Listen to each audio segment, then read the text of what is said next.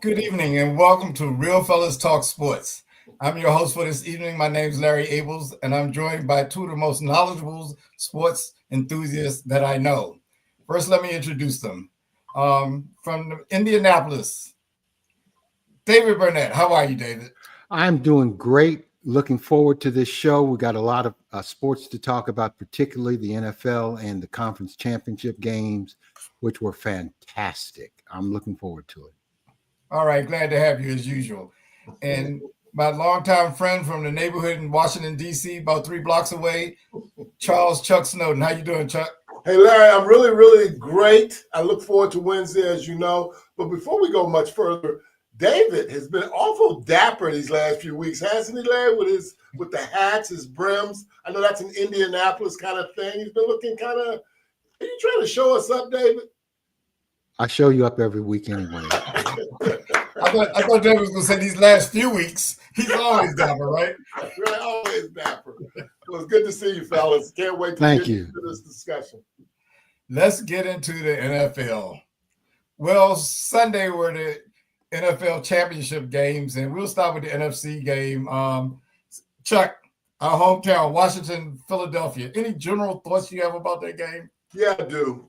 The big picture, look, their offensive line was better. Their defensive line was better. Their running back was better. Their safeties, their receivers, they just have a better ball club. Not a better quarterback, in my opinion, although their quarterback played well. But they're just better. They just got better everything. And I think that's the big picture. David, your view, general thoughts. I agree with what Chuck is saying. Washington really, as much as I was cheering for them, and I haven't been a big Washington fan in football for all the years, even the years I lived there. But I wanted them to win badly, but they were outmatched. The moment was too big for them. Too many mistakes. There was nothing they could do. Nothing they could do. Nothing they did was better than Philadelphia. Philadelphia just handled them.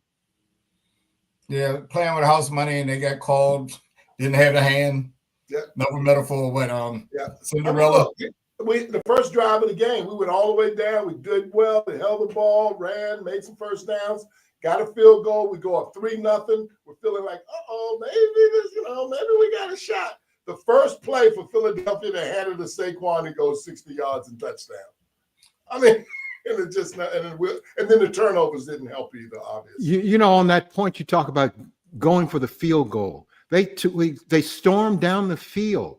If you're the underdog team, you got to score a touchdown. Right. They went for it 3 times on 3rd and 4th down and got it. Yet when they were within the red zone, they chose a kick. And at that point, I knew they were probably going to lose. I think it was because it was so early in the game. They just wanted to see how things go. You got to score a touchdown. Right. You just got to score a touchdown, and they didn't. And that's the thing. They go on 4th down more than anybody and make it. And it's just they could have made that 4th down. They could have scored a touchdown. Even the fake punt was cool as heck. Yeah. So we threw everything at them. But the turnovers obviously helped hurt, and we just were outmanned. And that defensive front for Philadelphia is pretty nasty. And our running was our. I'm sorry I said our. Both of you guys on the payroll. I like that. The running back for the Commanders, he's pretty good, but he was 0. Right. He was 0 in that game. He wasn't effective, and the line wasn't blocking for him. And why we called certain plays, I don't understand. So what could Washington have done differently, David? Have poise, believe. When you're the underdog, you got to at least believe you can win. I think early on they knew they couldn't win. Really? When Saquon broke away for the touchdown that started the game for Philadelphia, I think they collapsed emotionally, psychologically, and it was over. Yeah. Did you see it the same way, Chuck? I did. we're ahead of schedule, man. And we were all hoping, right? Because we've been here. I mean, we're here with only 4 teams left. But you could see how special our Jaden Daniels is. The fact that we're in that position meaning in the NFC Championship game. If it wasn't for Jaden Daniels, given what I saw, I don't know how we even was there, to be honest with you. And Philly is strong, especially when Hurts is playing well. And Hurts played well that game. And, I mean, they're talented, man. They are really talented, Philadelphia. And it pains me to say that, but it's true. You know, I looked at it a little differently. I didn't think that they collapsed emotionally at all. Not until the second half. They had a couple of things where they should have, like when they fumbled the kickoff late in the first half. And I think they held them to a field goal that time. But they hung in there a lot. No, they didn't hold them to a field goal. They scored. But they hung in there a lot. And even when it was like 31-23 or something, after they got the touchdown with McLaurin, I thought they still had a little bit of life, but those turnovers really killed them. Chuck, was there anything they could have done offensively differently? And I know the turnovers were crushing. Well, obviously the turnovers. I just don't. I don't see it. I don't know how else we could have. We had to play a perfect game, and we had to have Philadelphia have some turnovers. So we had to be perfect. Philly had to give us the ball a couple times, and they didn't. And what do you guys think? I mean, I would have run Jaden Daniels a little bit more. You know, bring him more into the play. But all we had on the passing game was McLaurin, and he only caught really a couple of passes. I know he got a touchdown. Yeah, but they took him out. They took him out. He was taken out of the game. Yeah. And we don't have. Why am I saying we? Because you're on the payroll, man. We can tell. The corner we got from New Orleans, he really had a tough year for us. What's his name, Larry? The guy we got from Lattimore. Yeah, he had a tough. I mean, it hasn't been smooth for him with us. I know he was injured when he got here, but he was having a hard time with people like A.J. Brown and so forth, and some of the previous receivers too. We haven't really talked about. Ask both of you guys, was it really feasible for Washington to expect him, after all the time he spent with hamstring injuries, to put him on the number one receiver every game? You know, I think the game when they played Tampa, in the second half, they took him off the number one receiver, double teamed the number one receiver, and he had a little more success on the other side of the field. But I don't know. Do you think it's feasible for him? Because that's one of the things I was thinking about. If you've got a star cover corner, you got to play him. I don't care if he's hurt or not. It's the championship game. I'm sorry. You know, injuries. Even if he shows no ability all season to really go. You got to suck it up. You know, I mean, that's one of the things they got to understand and learn from, because they may not be at the championship game again. Look at Dallas. When was the last time Dallas was in the championship game? 1995. It's been a while. I guess I subscribe to the theory, if something's not working and you continue to try it, isn't that like the definition of insanity? Well, and I just don't think he was ever. I mean, but we didn't like St. Jude, right? I know everybody used to complain for years, all year long about St. Jude, and so they were really happy to see St. Jude out of there.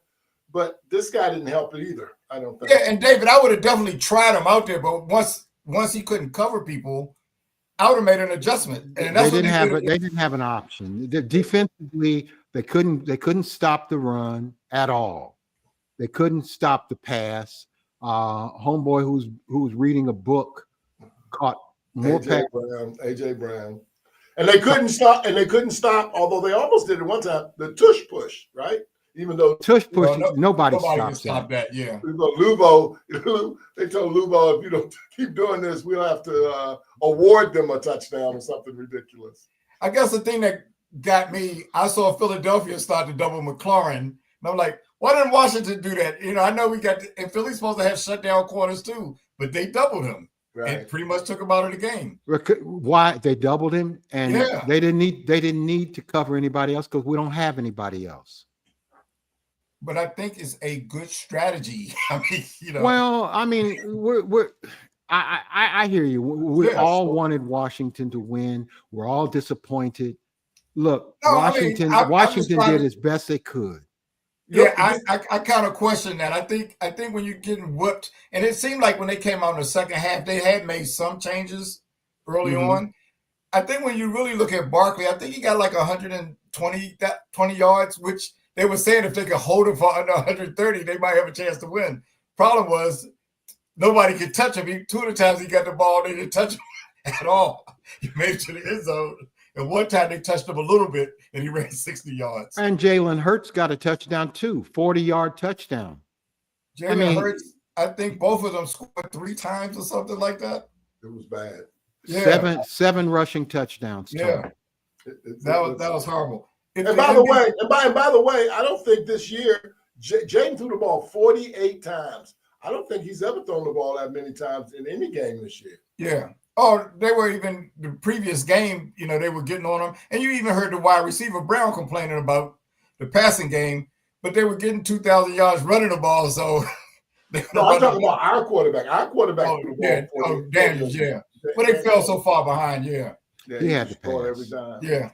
But he had nobody catch the ball. Hey, if the MVP voting was held now, would Barkley have a good chance of winning? David? No. Because it's a quarter. I mean, if everything was fair, yes, but it's not fair. It's a quarterback award. We gravitate. So even if they included playoff performance, you don't think that would factor in? It's a quarterback award. And there's a bias to the quarterback. You've got to have a quarterback. If you don't have a quarterback, you don't have a team. You blah blah blah. Okay. And it gets old. I mean, Jim Brown won what, three MVPs? I think it was 3. I mean, they valued running backs in the day. Chuck, you think he would get more consideration if it was held? It's an interesting question, and what I would say now, if I took advantage of the playoffs and the regular season, I would give it to Mahomes. And I'm a big that's another one. I would give it to Mahomes because all he does is win. Because it's a quarterback award. All he does is win. It's a quarterback he's the trigger award. man on that thing, and they just win all the time, and you got to acknowledge that. I have to give him both of Barkley has been sensational all year and in the playoffs. If it was fair, he should win. It's not fair. We got to, we just got to accept that. For Barkley or any running back to win the MVP, I think the threshold at 17 games, you got to rush for 2,700 yards and score 25 touchdowns. Then you can become MVP. And really the basis of the question was I was trying to consider his playoff performance because some of the people that were ahead of him, he may have shown a little better than them right now. He's still there. He's one of the finalists. Well, like I said Mahomes because I hadn't seen Mahomes all year, right? That's good. But if you add the playoffs, and the fact that Lamar had the 2 turnovers against Buffalo, and Josh played well, I would put him close. But if you ask me based on the new information, I would give it to Mahomes. Did Jalen Hurts, was he a more significant factor? Oh, a lot of people was thinking after the last time Washington played, had Hurts played Philadelphia, may have won. I didn't necessarily buy into that because I thought they scored more points with their backup quarterback than they did when Hurts played the first game. Plus, Washington turned it over 5 times and still won. But was he that much of a factor, Chuck? I thought so. I mean, I thought they had their first unit together, ready to go. It's playoff time. They've been there, done that. They're at the link. And he didn't do anything that it looked like that there was a problem, like he wasn't ready for it or he was still injured. And they said his knee, when he was running, his knee didn't look like it was a problem to me at all. So, no, I think he did make a difference. And I think he's a big part of that outfit as well. And they might have taken either he's buying into the process or they're taking the shackles off because the offense looks great right now. Your thoughts on Jalen Hurts, David? He was a significant factor. The fact that he was able to run easily, score a touchdown, 40-some yard touchdown, His passing, he didn't have a whole lot of, didn't have to throw a lot. Right. He had a running back that was able to gobble up yards. But Jalen Hurts, for whatever reason, maybe because he doesn't have to throw as often, doesn't get the publicity. Look, the reality is, no matter what anybody thinks, this is his second Super Bowl in 3 years. 2 out of the last 3 years. That matters. Since it's a quarterback league, let's stop picking and choosing which quarterback we want to like. Look, Jalen Hurts is effective. When he played in the Super Bowl 2 years ago, he was better than Mahomes in that Super Bowl. He wasn't I was good. really He was focusing great. on his presence against Washington, though. That's what I was really wondering. Well, I mean, in this game, he was very effective. Yeah. Absolutely. So, Very Larry, effective. do you think there's a way that Washington could have won that game, or do you think there's a strategy now that you've seen it that could have changed the outcome of that thing? And the reason I'm asking that question, I'm asking it in terms of, I'm sure Michael Spinks had a plan when he got in that ring with Mike Tyson. He was undefeated, etc. But if you, I thought if you're not good enough, you can't. What can you do? You said what I have been thinking the whole time. They had to play, I won't say perfect, but almost perfect game. And even playing their best, if they had done that, I thought they would have maybe had a chance to outscore them at the end. I figured Philadelphia was going to score, but both teams playing their absolute best. Philadelphia is just a better team, but a lot of times Washington could just hang around. They could never get started because it seems like their turnovers were, every time they had a turnover was at the most inopportune time. Like they looked like they were starting to move the ball 2 times and then the ball would get punched out. Philadelphia did a good job of punching the ball out. I think in the last 3 or 4 games, they had about 11 turnovers that they created. And they had 9 penalties in that game too. And again, Philly only had 4. So right. That was another thing, you know. So, by the way, when they played Detroit, the game before that, Detroit had over 525 yards of offense, and they scored a lot of points. They just made a bunch of turnovers too in that game. And so Washington needs a better defense. They do. They need some. So I think one of the things you had mentioned to us was, what does Washington now have to do to improve? Maybe to get. That was going to be my next question. Okay. So go ahead.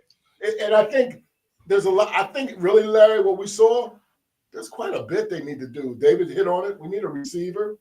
We need some offensive linemen. We really need a running back. We need some corners. We need a pass rushing defensive end. My point is, it's just amazing where we were and what Jaden Daniels did as a rookie, given the fact that we're missing a lot of pieces still. What do you think, David? Well, my opinion doesn't focus so much on the players. That's obvious. They need better players. They need better defense, but they need to continue the positive energy in the city.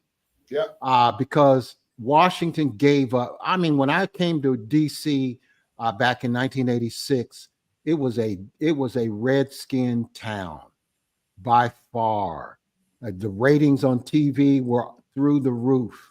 The TV station I worked at, we had the preseason games. We get 500,000 people watching the news after the game, watching the Redskins play a preseason game. Yeah. I mean, and what happened in the Dan Snyder era is tragic. It's tragic.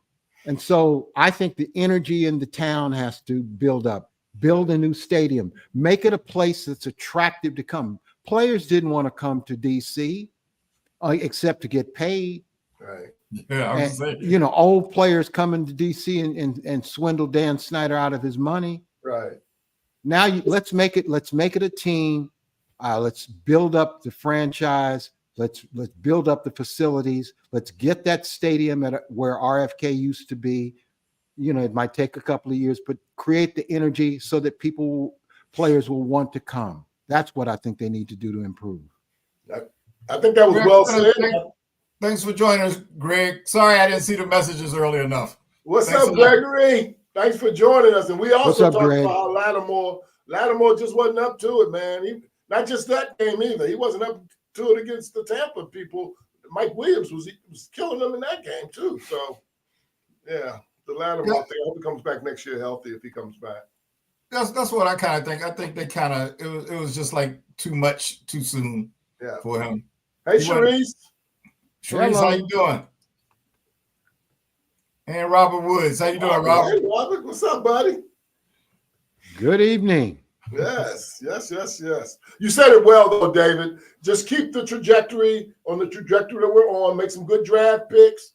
Continue building that thing up. It's important that teams make good draft picks so you don't have to overpay for free agents.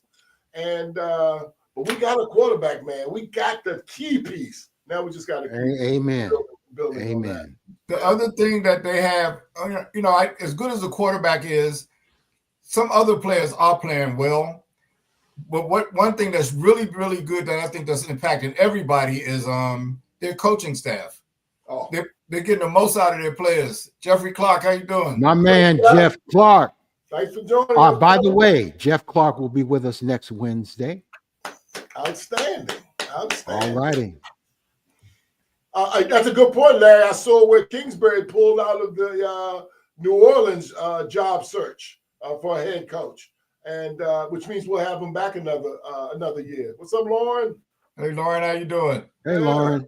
So that means we have Kingsbury another year. I was worried that we might lose him. Talking about my favorite player there. Right.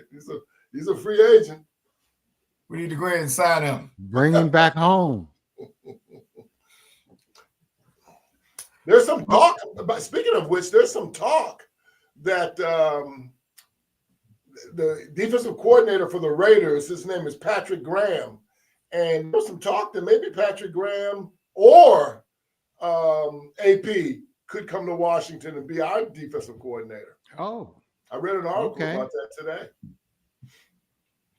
Okay, let's move on, to the other game. Okay, I'll give you a due process. The actually really good game on Sunday, Kansas City and Buffalo. Hey, Phyllis, how you doing? Thanks for joining us. General thoughts on that game, David? One of the greatest games I've seen in a long time. They have quite a series of games. Every game is right down to the end. It was great to watch. I feel badly for Buffalo, badly. Kansas City just has the magic. Everything that I want for Washington and what I want for Indianapolis, they have in Kansas City. They have the energy, they have the drive, and they got the quarterback. And a tight end who didn't even catch but 2 passes. They didn't need Kelsey. It was a tremendous game.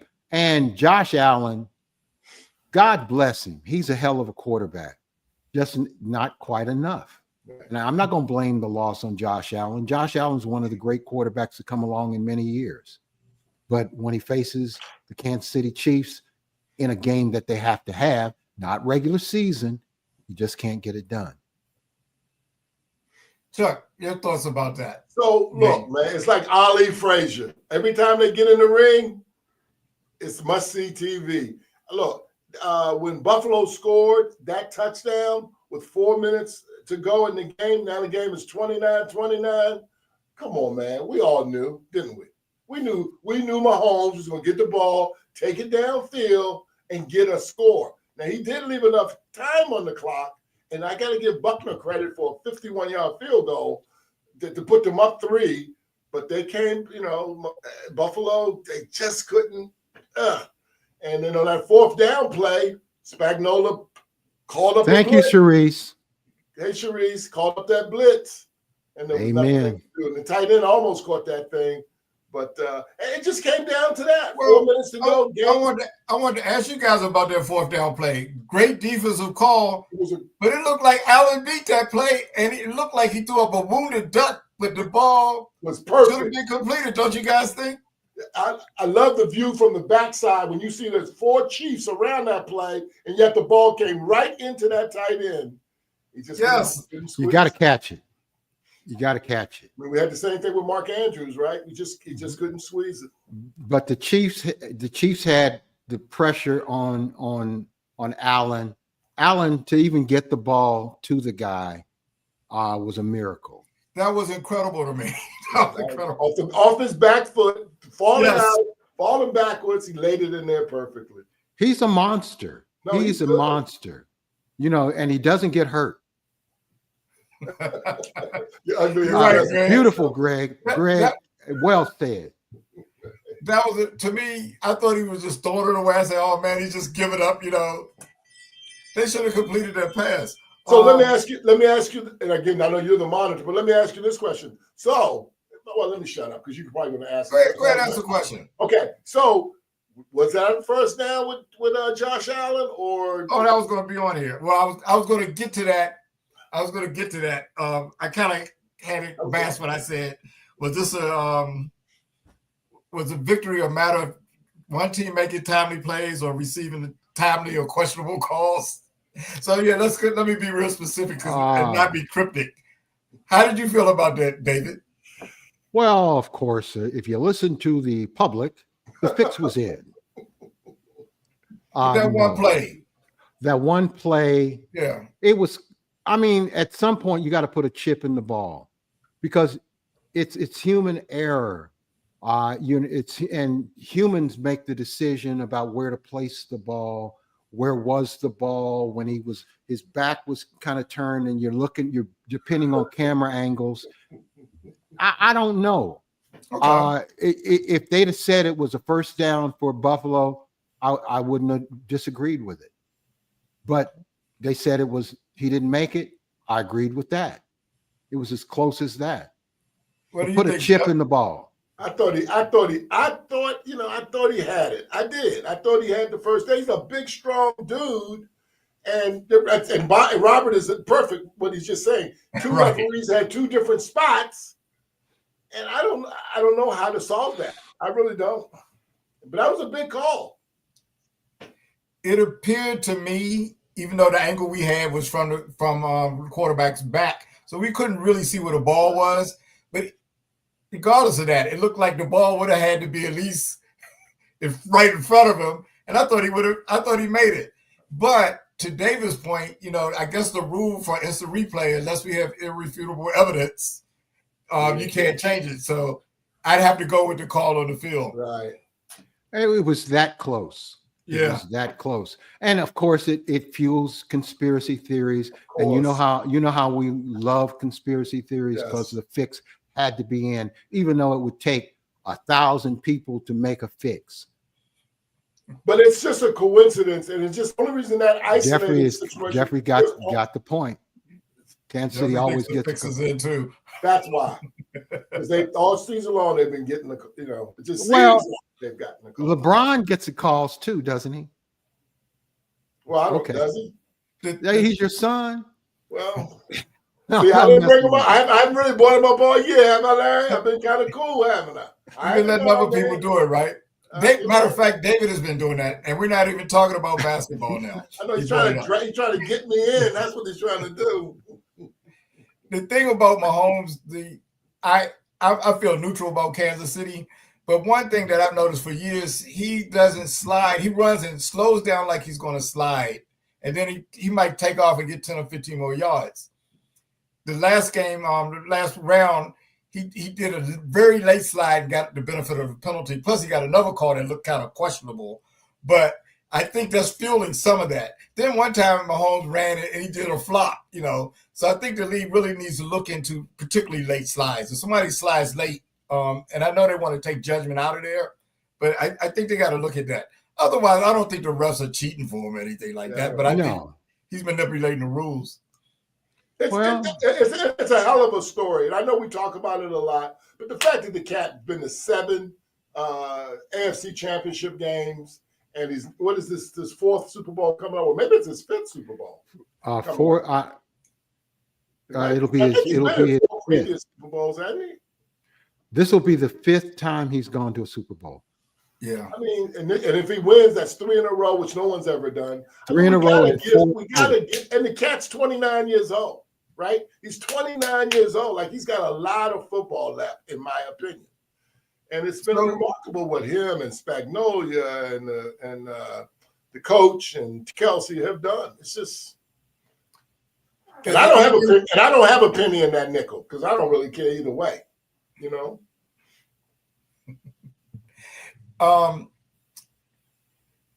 Which quarterback played the best? Did Mahomes outplay Allen?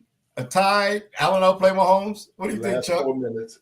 They were even until the last 4 minutes. It really was that simple. It was dead even. And if you look at the stats are the same too for both of them. It was the last 4 minutes when and you got to give Allen credit, take that team down the field, get the touchdown. Now it's 29-29 with 4 minutes to go or 3 minutes and 33 seconds to go. And then they give the ball to the GOAT or to Mahomes, and he does his thing. So I think they were dead even until the last 4 minutes. David, did you think Mahomes outplayed Allen? I agree with Chuck. I mean, it's as close can be. Kind of like the score. Absolutely. I mean, every time they play, it seems to come down to the last second or the last minute. And Josh Allen, what can you say? But he comes up against Mahomes, who somehow, Sharice is right. He's able to see Tiny Troy.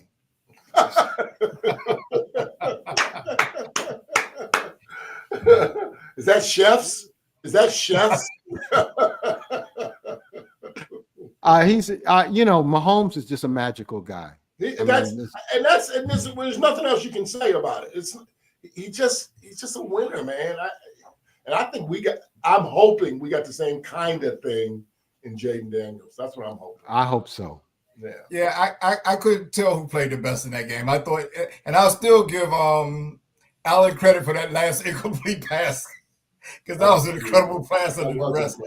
Both of them really, really showed up. I really sort of wish Detroit and Philadelphia could have played because I thought that would have been a better matchup. But of course, when Washington won, that kind of went out the window. One thing to keep in mind is that Kansas City played so well, they did not need Travis Kelce. And he's going to be around in the Super Bowl. Travis Kelce is so integral to the success of Patrick Mahomes. But they didn't need him. He only caught, I think, 2 passes and nothing of consequence. Right. But I thought Juju and Amari played better in this game than other games. I mean, they got a receiving core full of names: Hollywood Brown and Amari and D-Hop and so forth. Don't get me started on Hollywood Brown. Please. I know, but they don't. If his name was Robert Brown, we wouldn't be talking about it. I know. Well, I'm just saying they don't. Well, but it doesn't matter because they got a great quarterback to throw it to him. Yeah. And we can't, let's not discount Spagnuolo. That defense the last couple of years, that defense is really. They used to have a terrible defense. Yes. The defense is great. Terrible. Now the defense is just locked down. 100%. Dead even. Mahomes is closing. It's hard to argue with that. Until the last 4 minutes. And Mahomes, and then they bring in Mario Rivera and they give him the ball and go, all right, let's close this thing. Let's close it out. This was the first time I thought Allen would have had a chance at the end because normally, like last year at the end of regulation, he went down and scored. Of course, he didn't get the ball in overtime. So right. He scored with 3. He scored with 3. Yeah. Yeah. In fact, he threw a touchdown to the guy Curtis Samuels, who was an ex-commander, right? Was it Curtis Samuels with the Washington football team? Yeah. That's the only catch he had all day.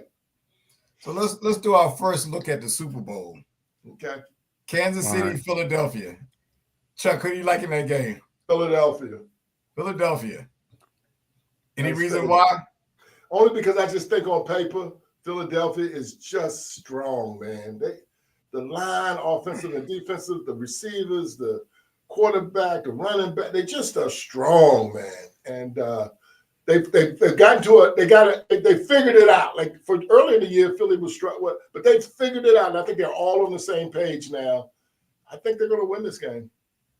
What's your early thoughts, David? Well, the way I kind of look at it is, and I may have to modify that over time because we got 2 weeks to think about this. Right. A week and a half to think about it.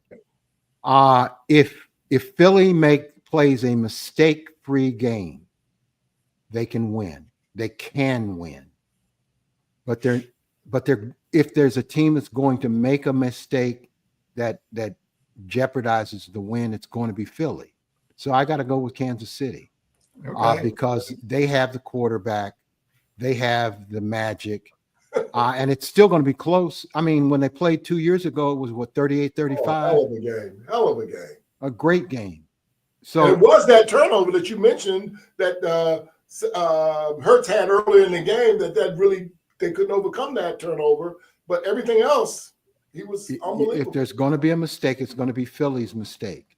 But they have Saquon back there now, and I think Saquon means something, right? Well, that's going to lead me into my next question. I'll start with David. What problems does Philadelphia pose for Kansas City, and what problems does Kansas City pose for Philadelphia?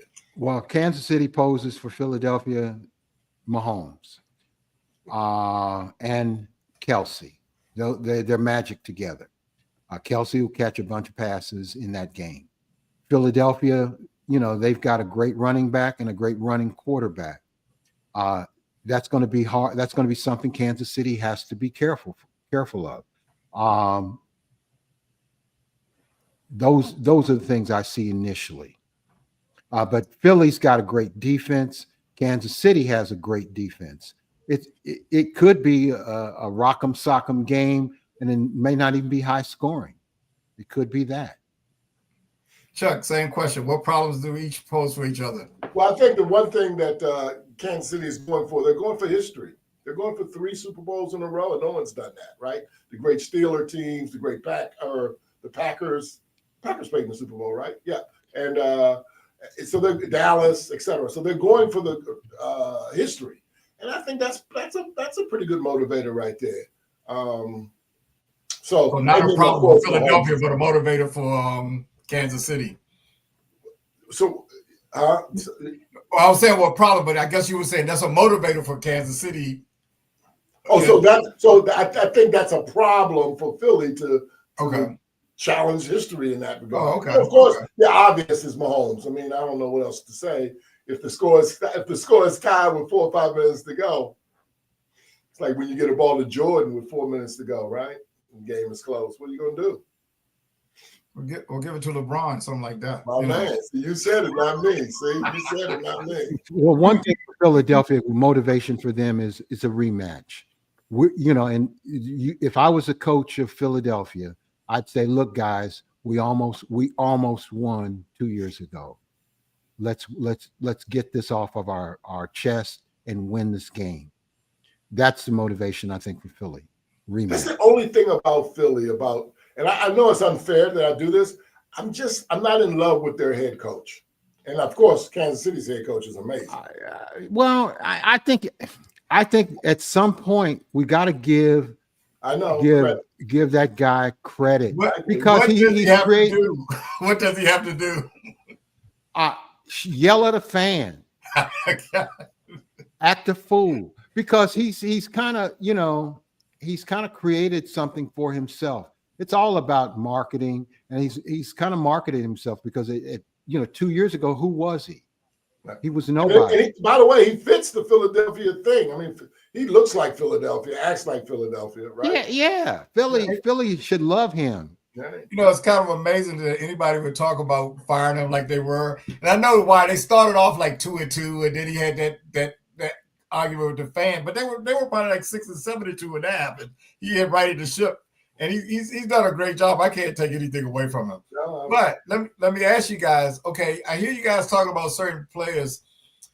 One of Kansas City's strengths is their defense and their defensive line. One of Philadelphia's strengths is their offensive line, because Barkley is a great runner. He's got a lot of yards rushing in New York, but he never ran for 2,000 yards. How do those lines match up, Chuck? What do you think about that? I just have to say, I think Philly has the better offensive line. I think they have the better defensive line, even though Kansas City has a good defense. I think they have the better receivers. I just think Philadelphia just got better. They're just better. But so you think Philadelphia's offensive line could take on? Yes, I do. Absolutely. Kansas City's defense? I absolutely can. That's why that guy got 2,000 yards. Yeah. Okay? Because that offensive line is legit. How do you think they match up against Philadelphia's defense, David? And hey, Kung Fu, thanks for joining us. Philly's they got some big boys on their line. They opened some holes, but Kansas City is tough and rough. It's almost a stalemate. This is the perfect defense to face against Philadelphia. Even though there's a kind of a slight size disparity on the interior line, it's going to be close. It's going to be close. Okay. It's good. You know why, David? Because they got that guy Mahomes back there, 15, and they'll figure it out. But it's on paper. I mean, remember that Kansas City, even though they got a lot of wins and they're legit, but they haven't crushed people. Like they've just won, got a break, you know. And that's the perfect way to get into the Super Bowl because they always win. I mean, I'm stealing this from something I heard earlier in the week. Mm-hmm. Kansas City's advantage is that they know they're going to win, and the opponents know they're going to win. Well, we'll see what those dogs up front think about that. That Philly, because they got some nasty people, and they got some hitters back there too. The safeties and corners back there. They got a good team, man. If Philly comes with it, then they can win the damn game. But they gotta come with it. They gotta bring it as hard as they've ever played. You know, if I was coaching them, it would all be about motivation, because in the end, it's the Super Bowl. All this other stuff doesn't matter. If your leg gets broke, snap it back together. No, raise your hand so somebody else can come in so you won't get beat on the next play. Let us know about this. This is the Super Bowl. Don't be out there half stepping. I'm looking forward to this game. I think if I'm Philadelphia, I'm very confident. I'm thinking I can put points up. If I'm Kansas City, I've proven I can put points up. So I'm pretty confident with them too. I think I really look forward to this game. Yeah. Especially, I don't know even who I'm rooting for. I just want to see a good game. I don't have. This is a perfect rematch. Yes, perfect rematch. I don't even care, right? I just want to see a good game. That's the way I feel. I mean, I thought the AFC Championship was a great game. Yeah. Oh my God. Yeah, and went right down to the wire. So, and I kind of expect this. You know, main thing I hope is that no bad calls. And both teams can kind of play their best. Monitor those turnovers. Monitor, because every game, it seems to me in all these playoffs, the team that has the turnovers are the team that loses. Now, who's your halftime? Is it Kendrick Lamar? It is. He said he was going to diss Drake, whatever that means. Well, first of all, I could not identify a Kendrick Lamar song. Walked in the room, right? I could not identify him. Right. Anyway, that's an old man talking. Hey, Kung Fu, by the way, you're kind of late joining us tonight. Did you have a meeting? You apologize for being late. Oh, earlier. that's a lot of nerve of us. He came up here and said that. Oh, there he is. Sorry, there he is. Okay, good. We got to get Kung Fu back. Larry, we got to get Kung Fu back one of these weeks, too. All right. We worked that out. Let's turn to the NBA for a few minutes. Okay. You didn't let us pick a winner. I thought I heard you guys pick a winner, but who are you going to pick? I thought I heard you pick Kansas City and Chuck pick Philadelphia. Yeah. Well, that's in my old man brain. But you can still pick if you want to change your mind. I mean, it's been a lot of I could change my mind. You said you had 2 weeks or a week and a half to pick, you might change your mind, right? I just might. Yeah. Here's a little help for you, David. I don't know that song. They're not like us. They not like us. You said it should be the Chiefs theme song. You can go to YouTube and find it, Sharice. Thanks a lot. Okay. NBA. We're past the halfway point. I want to talk about a team that Chuck brought up a couple of weeks ago, and LeBron James doesn't play for it. See, I'm just taking all the incomings, shrapnel from guys. You brought this team up a couple of weeks ago, the Houston Rockets. within the last week, they've beaten Cleveland twice and Boston. Right. Chuck, you pointed them out early. Do you think they're for real? I like them. Let's talk about them for a quick second. So they got this Okay. kid, Amen Thompson. I think he has a twin brother that's in the league. too. Yeah, he does. He was the 4th pick in the draft a couple of years ago. He was playing well, averaging 15 points, and just balling his butt off. They got this other kid named Apran Sengun from Turkey.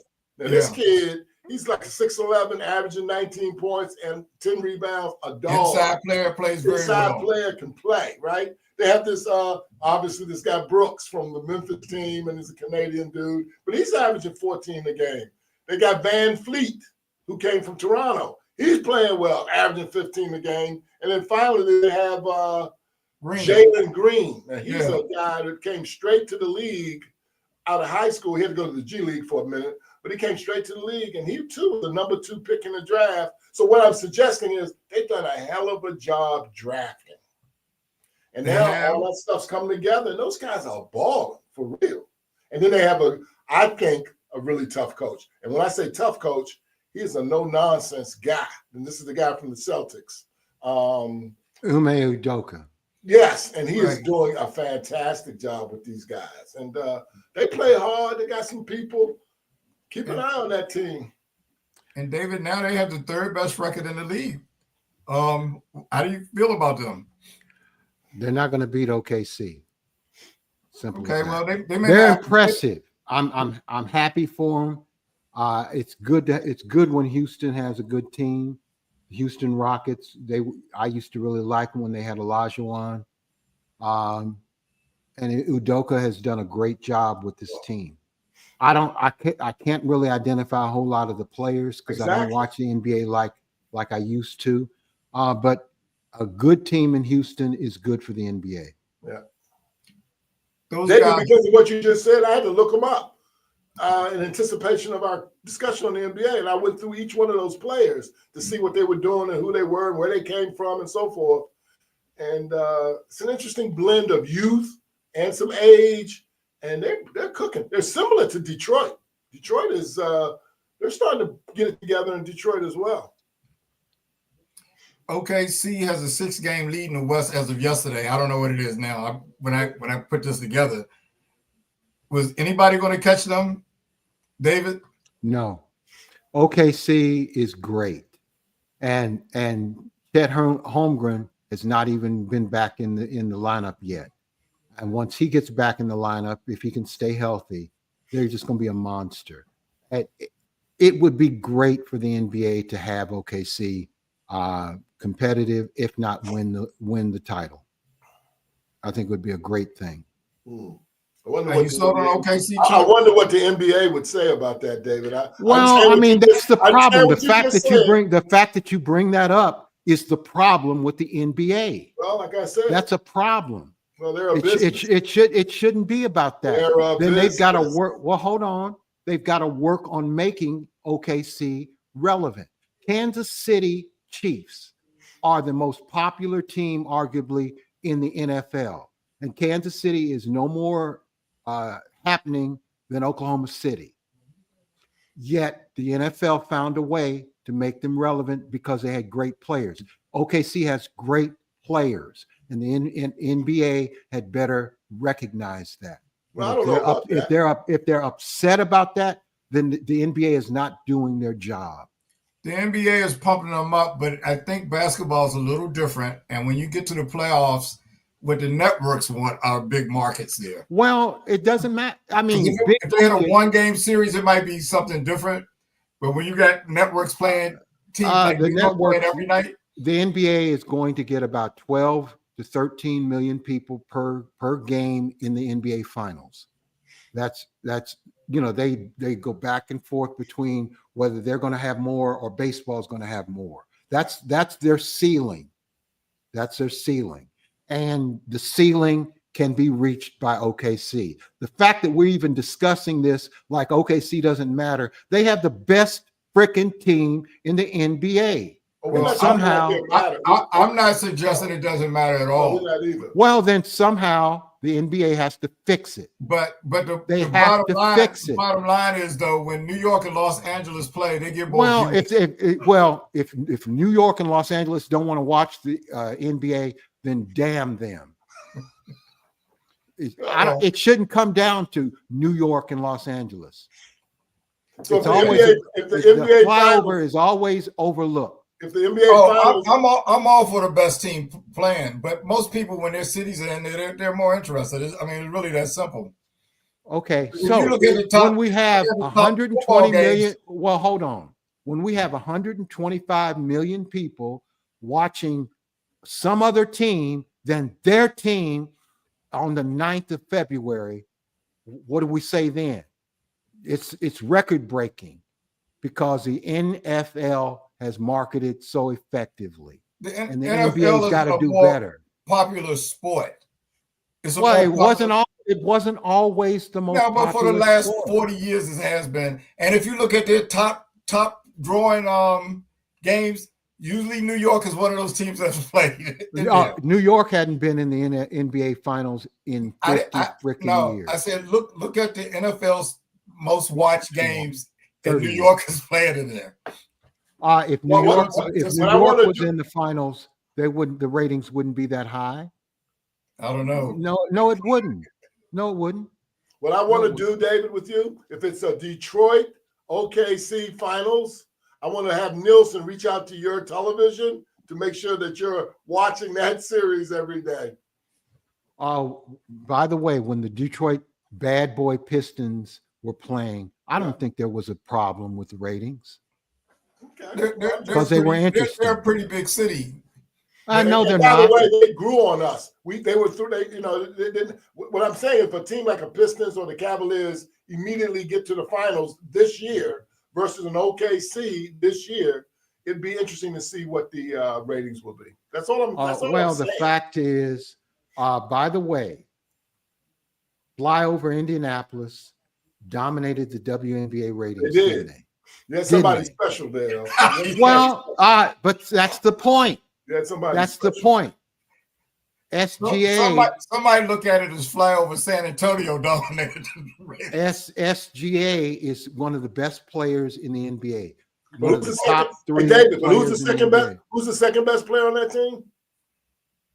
I don't know and don't care. Exactly. That's my point. Right, Jalen Williams right Well, now. you might know that, Larry, but the rest of us don't know that. No, but anybody that watches basketball would know that. If you watch them play, they have a very deep team. If you watch basketball, you would know that. Hogan might be if he ever gets healthy. Holmgren's a great player, He a is. potentially great player. But their other guard puts in lots. I guess he's a guard. He's 6'6", might be a small forward. You mean Jay Williams or whatever his name is? Yeah, and he guards at all positions. He can guard every position, but he's the offense when SGA sits down. All I can say is all eyes better be on OKC, and I will learn who OKC is beyond SGA. Then you need to tune in. They're on frequently now. Move to the East.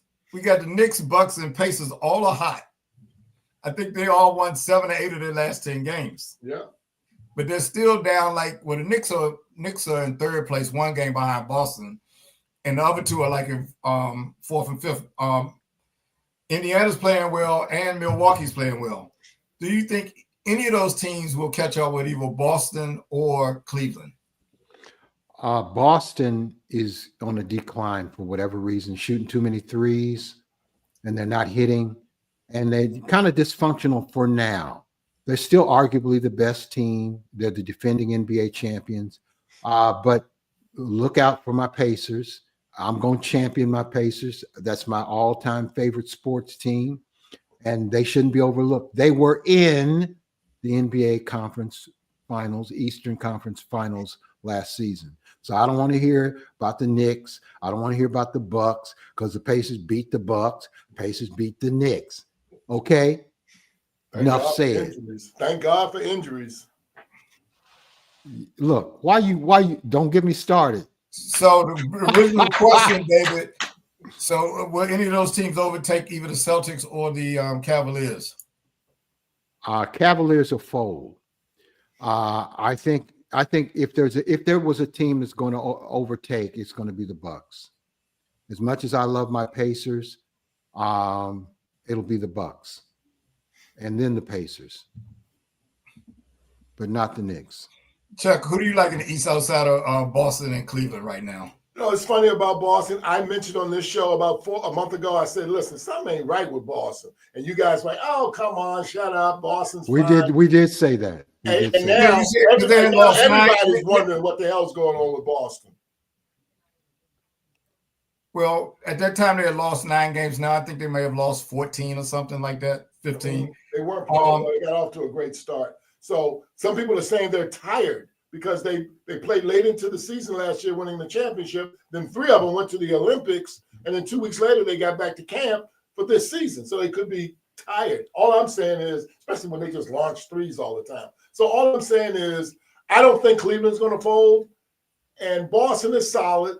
But I still like, keep an eye on New York. Keep an eye on the Knicks. And I think Milwaukee's going to make a move, meaning I think Middleton will get moved. And I think they're looking for another piece to join the Bucks. Of those 3 teams, Milwaukee has the best player. They do. Giannis Antetokounmpo is the best player in that of those 3 teams. Okay. NBA All-Star starter selections. Antetokounmpo, Brunson, Tatum, Towns, and Mitchell. Is that the right starting 5? If not, who's missing and who gets off when you put somebody else on there? Chuck, Cat got to go. No. I think those 5 are the right guys. And I know Cade Cunningham and LaMelo Ball, they feel like they've been a little snubbed. But I like those 5. I think Cat's played well for New York. Oh, yes, he has. Yeah. So, David, I heard you say Towns has got to go. So, who are you replacing him with? I don't know. Exactly. There's just something about his game I don't like. And he plays in a big city, too. So, he used to play in Minneapolis. Let me say this. You mentioned LaMelo Ball. Yeah. He's entertaining. He should be on the Harlem Globetrotters. Because that's all he does is entertain. He's not a winner. Well, I mean, he's not really surrounded with that much talent either on his team. If he had talent, he'd be injured. Okay. He's going to be on the team though. They're going to put him and KD. Yeah, he's very entertaining. He's an entertainer. His daddy said he was going to be the great player, and his daddy was right. Here the West All-Stars. Curry, Durant, Gilgeous-Alexander, James, and Jokic. David, are those the right 5 players? And if not, who comes off? I don't know. I think it's okay. Well, I think David will agree. David will agree with what I have to say about that. What do you have to say about it? I think Wemby should go on that list, and I think KD. Okay. I think KD should come off. I would agree with that. I know that's crazy. Wembanyama is just he's my God. He's unbelievable. And KD missed like 10 games, 12 games or something. I think that's how I would do it. That's pretty good. I look at Wemby as maybe, that might be it. I'm taking Steph Curry off and putting Anthony Edwards on there. Oh yeah. The West team looks like other than I guess Gilgeous-Alexander and Jokic seem to be current players. The rest of them almost are like guys that I would want to be on an all-star team. I don't know if they should all start this year. Okay. Well, I think this is the last shot. Here's the thing. It's a popularity contest, right? The voting. So KD, LeBron, Steph. This is our last shot with them in a game like this. And I think the public wants to see it. And by the way, they're all good players too. They are. But I don't think Anthony Edwards has. Minnesota ain't done nothing this year, have they? Doesn't matter. Lost the guy that David doesn't like. Now that he's in New York, that's impacted them. Cat is always hurt. Cat is always hurt. They miss him this year, and New York seems to have gotten better. So I don't know. Well, I would agree with that. Well, that's about all the time we have. So I'll open it up for closing comments. David, you got any closing comments? I do have a closing comment. Let's hear it. I'm going to give a shout out to somebody you all be surprised I'm giving a shout out to. I'm shouting out to Brian Schottenheimer, the new head coach of the Dallas Cowboys. I look at Brian Schottenheimer as he's unsung. He's never been a head coach, but the fact is his slogan should be "Win one for Daddy."